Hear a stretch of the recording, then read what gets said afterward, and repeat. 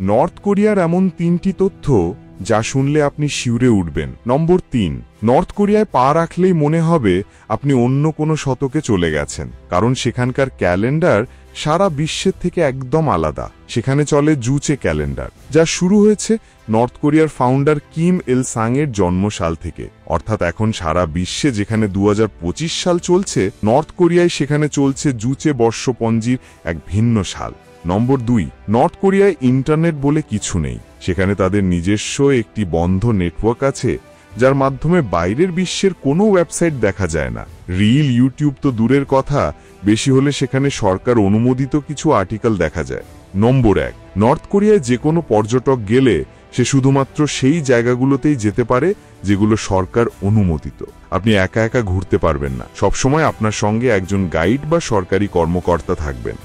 আর যদি আপনি লুকিয়ে অন্য কোথাও যাওয়ার চেষ্টা করেন, তাহলে সরকার আপনাকে সরাসরি জেলখানায় পাঠিয়ে দিতে পারে। এটাই নর্থ কোরিয়ার গোপন ও কঠোর বাস্তবতা।